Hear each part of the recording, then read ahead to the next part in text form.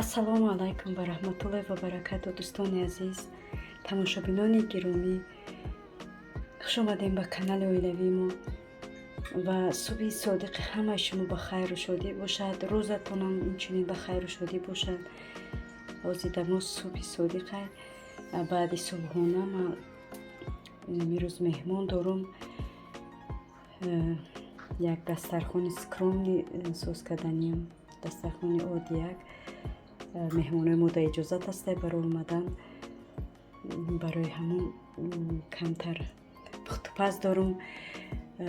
яъне ки влоги имрӯзаро мо ай ҳами кухни, ай пухтупаз сар мекунем. беорам мо занҳо ҳама вақт дар кухнем, не ки бо имрӯз рӯзи асоби ния, барое ки меҳмон дорум. мо занҳо агар як рӯз кухни надороем, кухни мо бе мо зиқ мешавем, мо бе кухни зиқ мешавем. як вақт медроӣ саҳар медроӣ, як вақт дигар мебурӯ шав шида. рости гап рӯз монда ҳами кухни мегзара. хаяк имрӯз бо меҳмон ки ҳастай, мо имрӯза асобини рӯз мегӯем. барои ҳамин ҳозир дар иҷа ман торт пухтанем. пухтупаз бисёре ай пеша якум ай ҳами торт сар мекунам, барое ки торта мекунам, кремша мекунам, то ки дам гирифта бестад. баъди торт бо дигар чизо ма тайёр мекунам. бо мо бимонед дӯстони азиз. хай рафтем. хай мака торта медонахтонам занако ай чи сар мекунем, лекин мо имрӯз бо ҳар вақта ҳар хел тайёр дигар тайёр мекунем. имрӯз бо тарзи дигар тайёр мекунем. лекин торти бисквитам. сафедиро ҷудо мекунем. ина тамошобини азиз, ман зардиру сафедиро ҷудо кардам. ҳозир зардира сафедиро отдельно мезанам, зардиша отдельно мезанам. баъд якҷояшон мекунам. ина дӯстони азиз, сафедию зардиро ҳарчи ҷудо кардам. нигоҳ кунем чӣ хел хушрӯ омадан сафеди.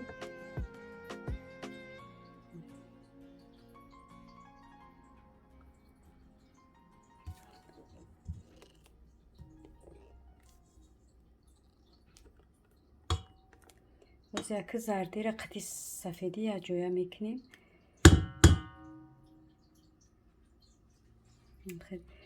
мегирем, кам камаки якҷоя мекунем.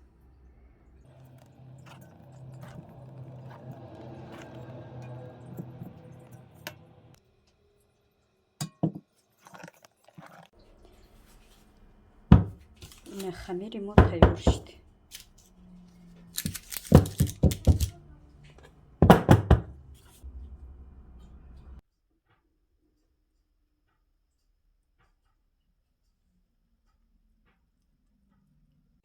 тамошобинои азиз, баъди торт мегзарем дар безӣ кардан. ҳозир мо безӣ тайёр мекунем. барои мо ина сафеди тухм, тухмаи сафеди зардираи сафеди ҷудо кардам ва шакар. дар иҷа шакари мо 170 грамма ва 4 сафеди тухм. барое ки тухмои мо майдак майдак будан, барои ин ман 4 сафедиро якҷоя кардам. ҳозир шакару сафедиро якҷоя мекунем.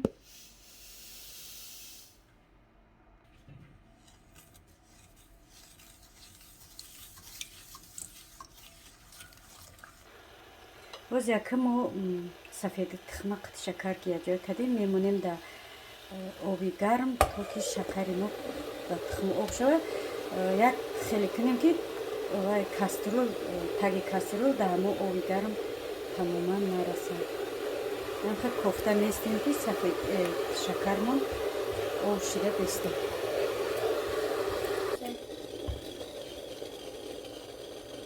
ина тамом об шид шакари мо. анака мегирем ва миксер лаб мекунем.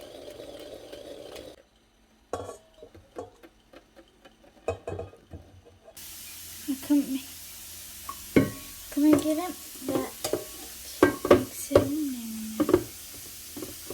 мегирем ва миксер мемонем.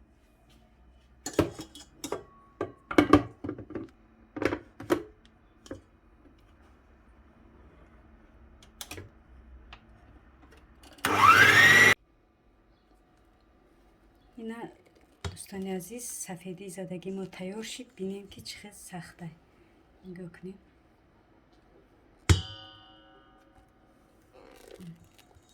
اک ما را حوزی بعد دو قسم تقسیم میکنیم برای رنگ کردن.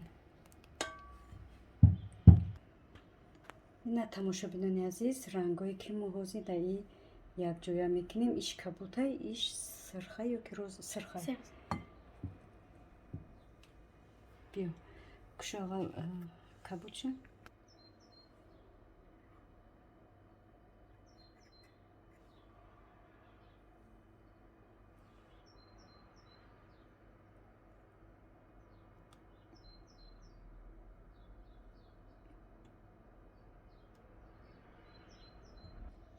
میکویمش میکویا جوش کن.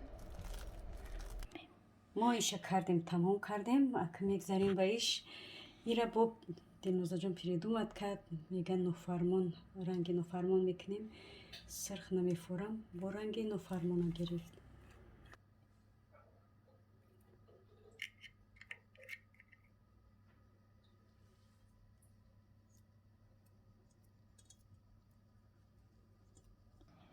میکویم اکه نه جویش میکنیم.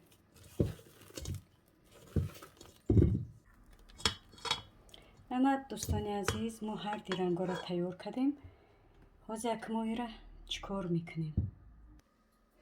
نه دوستان عزیز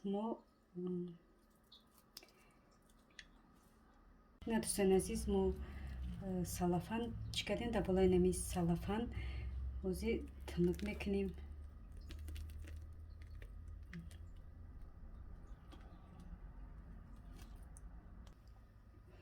اما که ما ایره حاضر تنک میکنیم. این همی تاور تنکش میکنیم.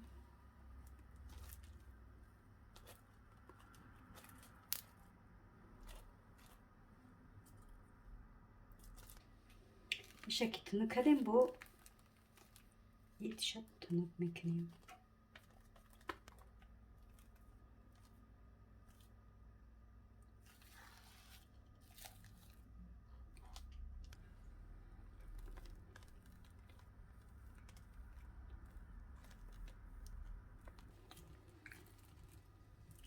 نکی را خیلی میکنیم دوستان عزیز.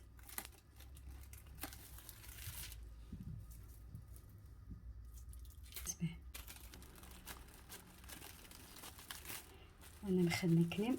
воздухشم میبروریم دوستان عزیز. щоб воздух نداشته باشه.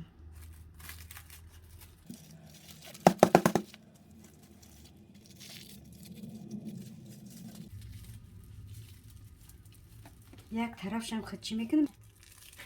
این طرفشم خود کشوده میمونیم برای که کریم این طرف چی میکنیم.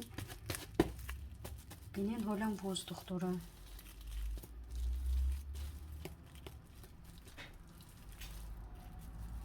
این طرفشم محکم میکنیم.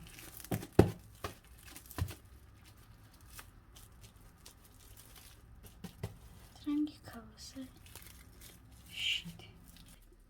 این دوستان عزیز این طرفش کشوده. این طرفش ما با ریزین که محکم کردم تا که چی نشود. نکه در روی ننمی میگیریمش.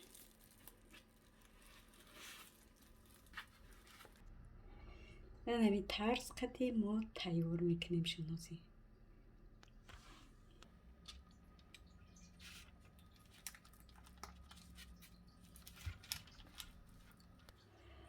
این دوستان عزیز ما بیزی را تیار کردیم. نمیدونم که چه خیل اگر نکفن نمیدونم. خیلی ما تیار کردیم. خیلی شده بود تیار نکرده بودم. در کانال مم نپرداخته بودم.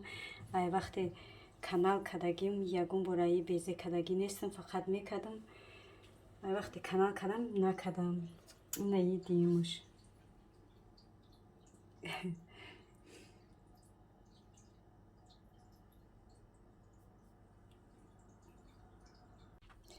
این چوک داروش برای دلنوزه جان صبرینه جان کردم. آخرش آمده دیگه هم خیلی بازی کرده شیشتم. من عزیز اکوزی مایی را در درجه 110 در مدت 50 یا که 1 ساعت میمونیم در دخوفکه. و میبینیم تجربهش که چی شده.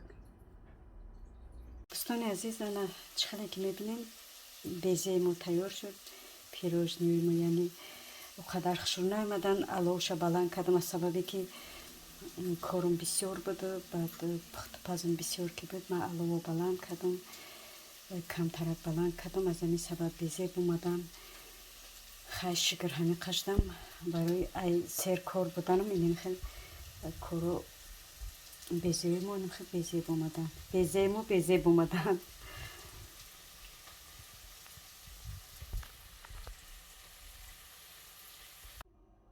در اینجا باشه دوستان عزیز، کمک سالاد سبزیگی میکنم. اینا همش تیار کردم. حوزی را مایده میکنم یا با دست یا که به همون وای تیورکای چوبینم. حوزی را تیار میکنم. نصیب باشه انشاءالله. با میگذاریم به دیگر کارمون.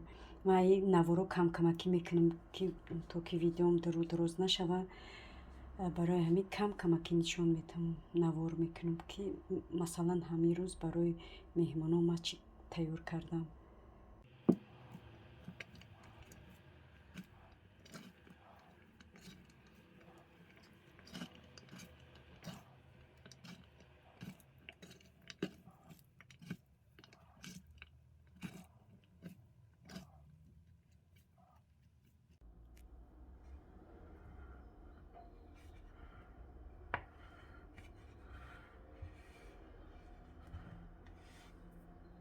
در اینجا باشه دوستان عزیز، زغالای سامبوسا دارم. اینو گرفتم شون.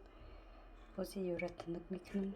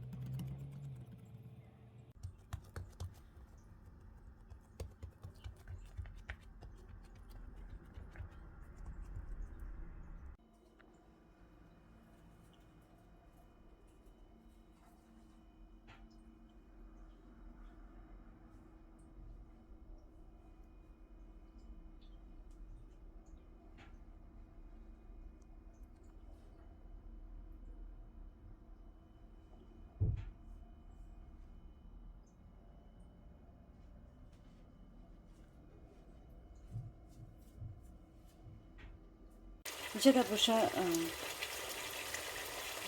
گروه کردستم و اینجا در باشه دوش بیرون کردستم.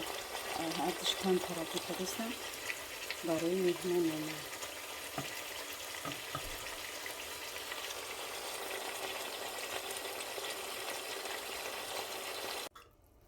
این دوستان عزیز، تماشابینای عزیز، خوراکای ما تیار شدن. این اینجا اوگرومون هم تیار شده. حوزی چیشه میدوزیم.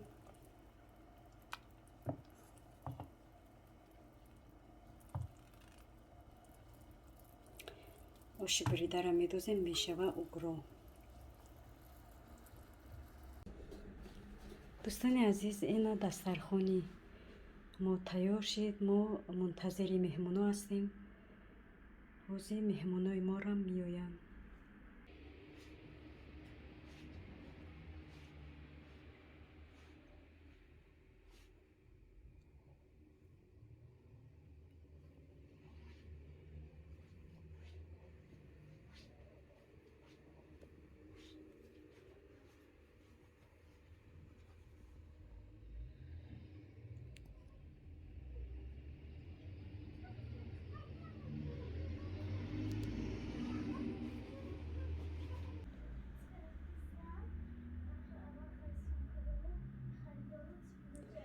واقعی در امان خدای بزرگ رحمت الله که دستگیری میکنین.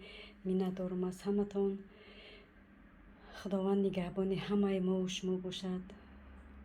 خیر تا ولاگای آینده ما اکا مهمانا را منتظر میشیم. حوزی بعد 5 دقیقه مهمانای ما را وارد خانه ما میشوند. نو زنگ زدن که در راهیم و نفرانی که مثل ما دسترخوان کشادن خوراک میخورن، اشتهای تمام میگم، با ما نیز اشتهای تمام. خیر تا ولاگای آینده. خدا حافظ.